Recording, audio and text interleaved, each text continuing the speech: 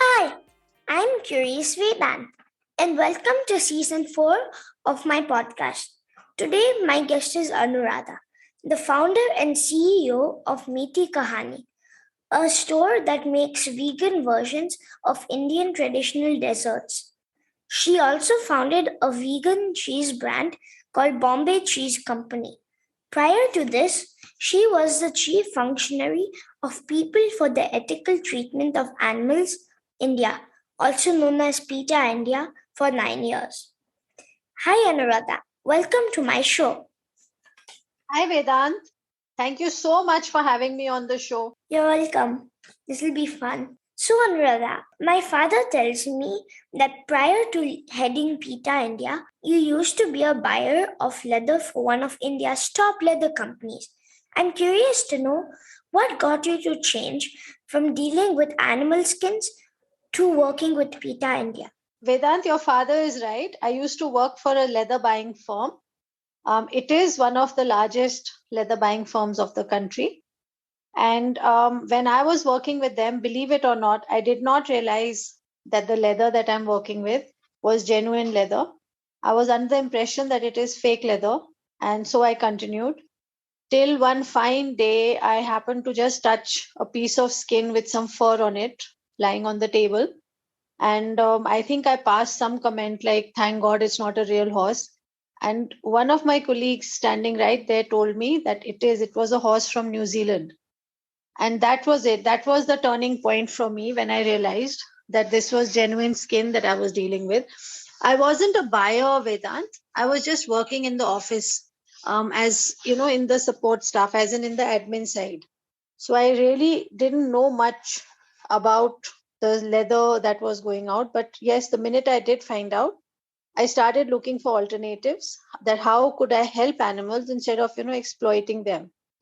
And as luck would have it, PETA India had just come into India and they just opened an office. I think it was maybe about 5 months before my epiphany. So therefore I decided that I would apply, and then the rest is history. I just bothered them till they hired me. PETA India is known for its celebrity campaigns. How did you get these celebrities interested on the topic of animals? So basically, everyone loves animals at some level or the other. Everyone loves animals. So it was easy because it's animals that we are helping. It was easy to get celebrities to make, to when we make the first contact, they would reply. And it was, we just had to choose the topic, the point of animal exploitation that celebrity would be willing to help us with. So for example, if we know someone is a hardcore meat eater, we couldn't go and ask him to help us endorse vegetarianism. Or if someone we know wears leather jackets and leather pants and all, we couldn't ask him to tell us, to do a campaign saying that don't wear leather. So we would just figure out which celeb had which soft points. So if there was someone who's vegetarian, we could approach them with almost anything. If there was someone who liked dogs, we could ask them to, adopt a stray. So that was the main thing. You just had to choose which is their soft spot, which point they like animals for, and then we would ask them for help.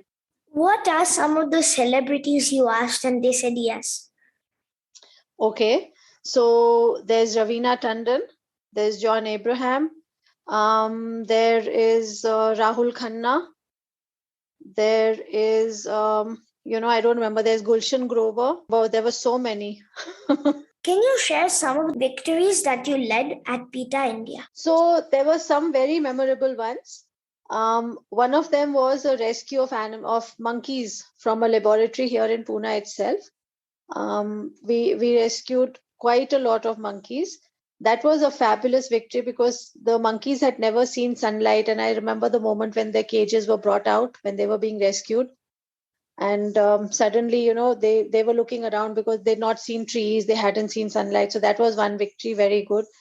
We rescued a lot of tigers, lions, bears. They were from circuses. Some bears from Madaris, they were sent off to sanctuaries. Then, of course, we rescued animals off the road. So a lot of monkeys were rescued from the madaris. Then we rescued a lot of birds. There were a lot of cats and dogs, geese. We There was a jackal baby who was rescued with the help of PETA India. I guess these were it. Actually, you can. We also rescued catfish from a well in Bombay. Um, I can't think of anything else, but I think you can name any animal who can be kept captive. We have kind of rescued them all. That's really nice. What was the most challenging aspect of your work back then? Okay, so the most challenging aspect when I first joined was convincing people to go vegan, to understand what is vegan. That was very important. I had joined in 2000 Vedant, and no one knew what's vegan at that time. In fact, there were not even many vegan alternatives available for food in the market. So that was one aspect. And secondly, to get people to realize that why they should give up dairy, because this is India, Vedant, and people in India, all of us, we grow up seeing cows on the road. We see them in tabelas. No one really realizes the inherent cruelty that is there in the dairy industry. Even I didn't know Vedant till I joined PETA, and I saw the cruelty that is there. That is hidden. It's hidden cruelty.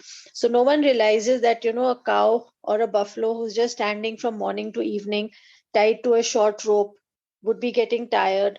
The fact that, the animals, they are the milk that is meant for their babies is stolen for the humans. The way they are treated, there's pus and there's blood and all kinds of things that the dairy industry inflicts on these animals, the injections that are given to them morning and evening. So vegan, I think I would say that the most challenging aspect at that time was to let people in India realize that there is cruelty in the dairy industry, that they should not drink milk. Everyone, when they're young, like very very young, they have milk from their mother. Why do we, like even adults, why do we need more milk? So that's a fallacy. I think that now today, in today's world, we are. I mean, the people, like for example, all the people who are working now in the vegan field and all, they are now working to break that myth. It's just a fallacy that's been there forever, that you need milk to build your bones, and you need milk to grow big. When I was young, also I used to be forced to have milk. I hated milk. I mean, I've always hated milk, and my mother had to force me. She would use all kinds of tricks, and to forcing me, she would threaten me and stuff, but I never did like it.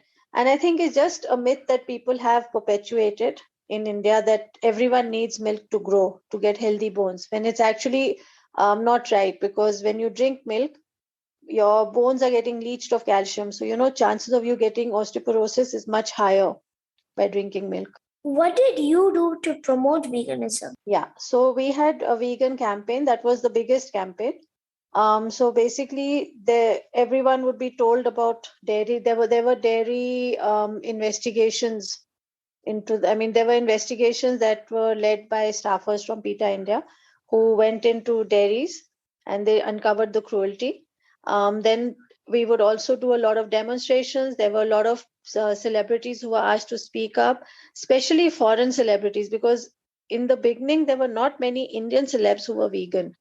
Vedant. So a lot of foreign celebs who were vegan would be asked to speak up, and through all of that, we would ask the general public to give up milk. There were also doctors who would speak up and talk about the ailments that you get as a result of consuming milk, like heart disease, and you also get diabetes. These are just two of them that I've mentioned. But we would use all tactics we would use to to promote veganism. Was it really hard to try and convince the people to go vegan? Like, were there people saying, no, we won't go vegan, we want meat, we will eat meat, and things like that? So yes, people would not give up thing. But here, when I'm talking about vegan, I'm really not talking that much about meat eating, as I am talking about giving up milk. So it was very difficult for people to give up milk. It's easier, I feel, to convince a person that they give up meat, but it's tougher for them to give up milk, because milk is just a part of our lives. I mean, as you said, that when you're growing, I mean, when you're young, when you're growing up, you start with milk. So that's something that was very difficult, very tough, and people just couldn't understand. They would all scoff at us. They would say that, of course not. Milk is part of our thing. There's nothing wrong with milk, because don't forget, Vedant, our grandparents and great grandparents, when they had milk, that was not adulterated milk. Today's milk is all adulterated. At that time, I'll tell you, in the 1960s, India had shortage of milk for the country, and we used to import milk. And then suddenly, we are the largest exporters of milk in the world.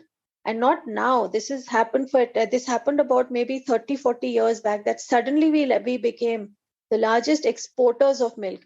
So you can imagine how this milk industry, how suddenly they started. So now the animals today, they are given injections morning and evening. They're given hormones. They are kept artificially pregnant only so that the amount of milk that can be extracted from them is very high. And this the condition of animals today and the conditions of animals that were there maybe say 60 years back is very different. So our grandparents and the parents and all, they remember those days. They remember when the cow was a part of their family, when the first chapati of the day would be fed to the cow. They remember those days. And for these reasons, it's very tough to convince the older generation in India to go vegan.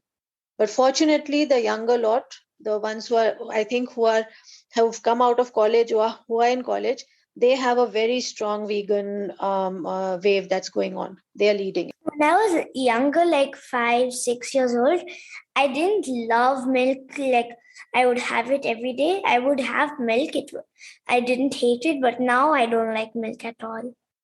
I remember that when I joined PETA, my first day at work in 2000, I remember that very clearly. I went to work. I was used to having a glass of milk with some coffee as my breakfast.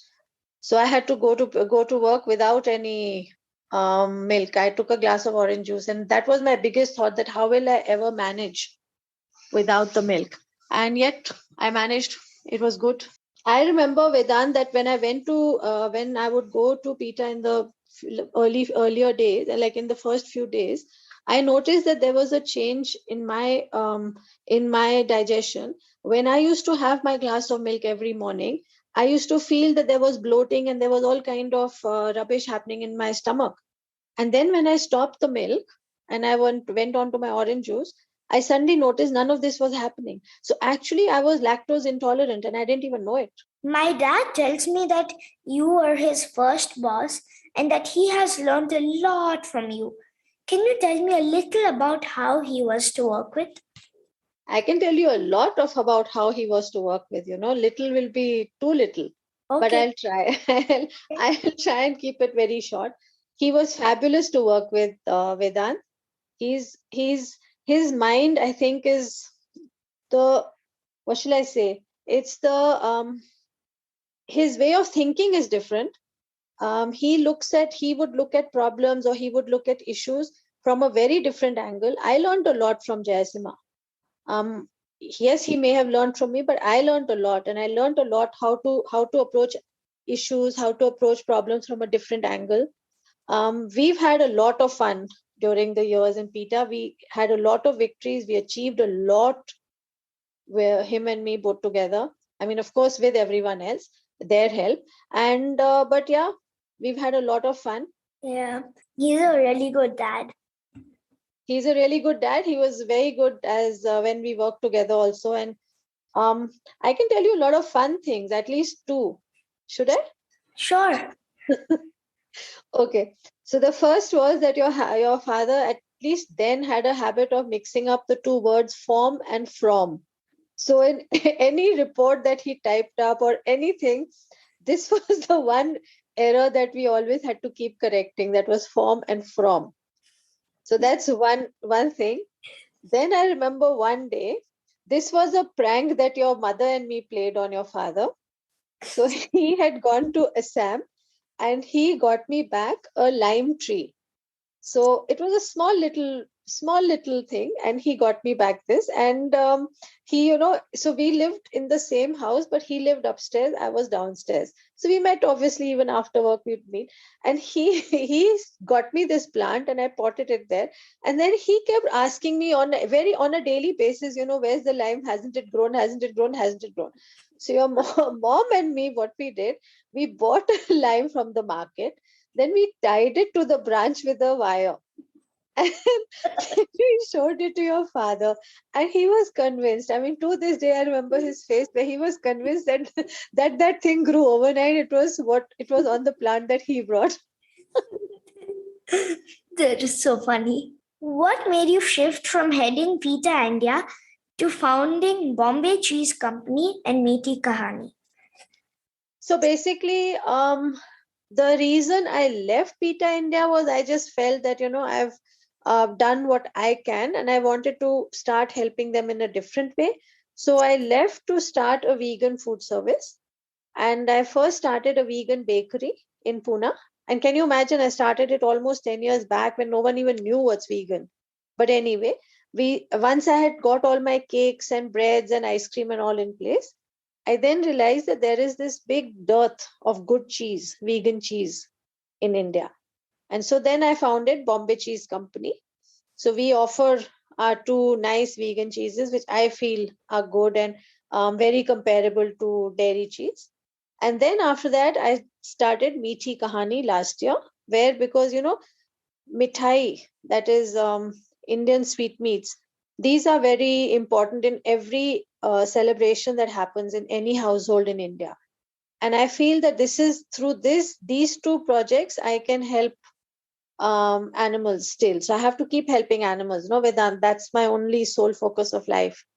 So not directly via PETA India, but now indirectly through food.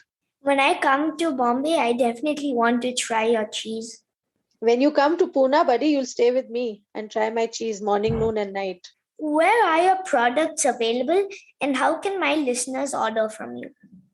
So all your listeners who are in India can order them online. Bombay Cheese Company is on my cheese. It's available on bombaycheesecompany.com, and my mithai is available on meethikahani.com. So people in India can order them. We ship all around the country. My dad tells me about the strong bond you had with your two dogs, Junior and Omar. Can you tell me more about them? Yes. I had a very, very strong bond. He's totally right. Omar lived to be 19 years old. I mean, that's a long, very long age for a dog. Junior, unfortunately, didn't live for so long. But I had Junior from the moment he was born, because he was born in my house. And Omar I had from when he was 1.5 years old, 1.5 months old. He belonged to my uncle. I mean, his mother belonged to my uncle. And my uncle gave me Omar. And then, of course, we had Junior. They were the most fabulous dogs. They were with me in Delhi. And then when I moved to PETA, I got them with me. They used to live with me in the PETA India office. And I mean, they had a fabulous time in the office. And yeah, I miss them a lot even now. So Junior is Omar's son or daughter? Yes, son. So Omar is the father, and then there was Omar Junior. So because the junior of Omar. What did you want to be as a child?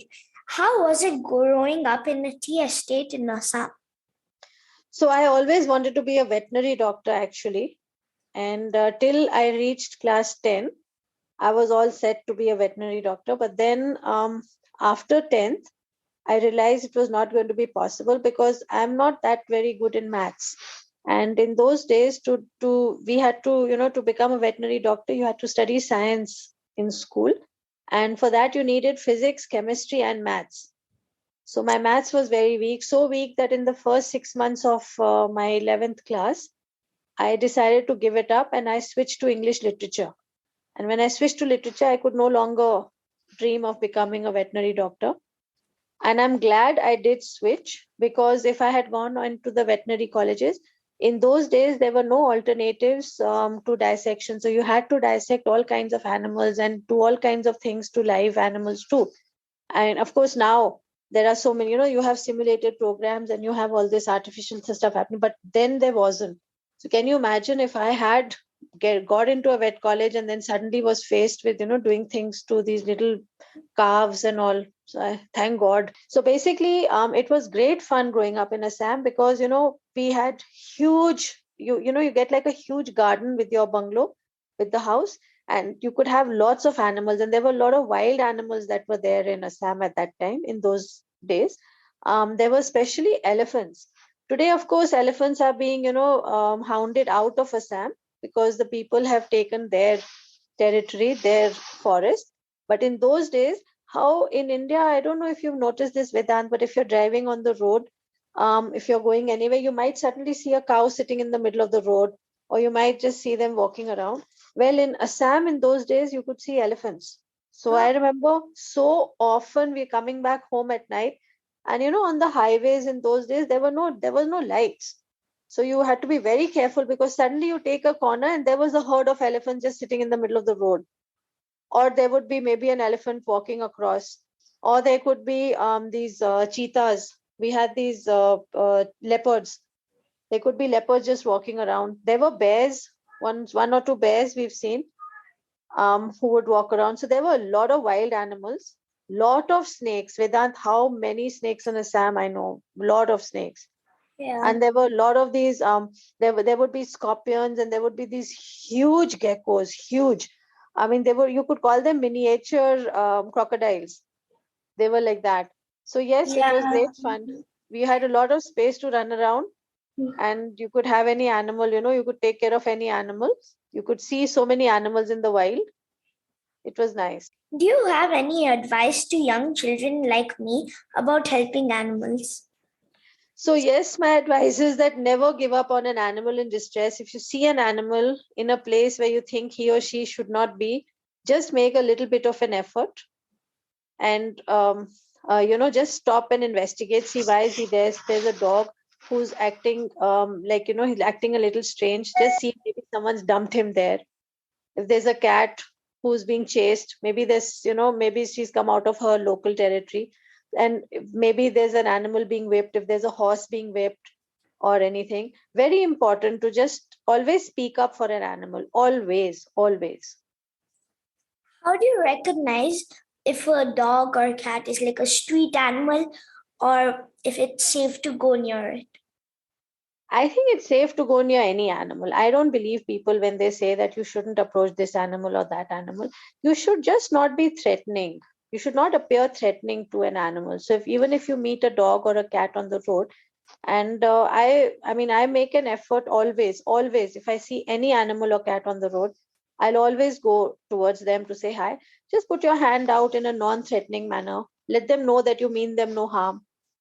Animals also want to be friendly, just like all of us. Yeah, they do. Thank you so much for coming on my show. Thank you, Vedant. Pleasure is all mine. The honor is mine to be on your show. I've been waiting for so long to be asked, so long.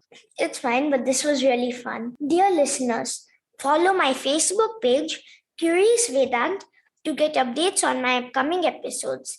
To listen at leisure on your phone and get notified about future episodes, subscribe by searching for Curious Vedant wherever you get your podcasts, such as Apple Podcasts, Spotify, Stitcher, Google Podcasts, and many more. You can also listen to my show on curiousvedant.com. Thank you for listening to Curious Vedant, and don't forget to rate and leave comments.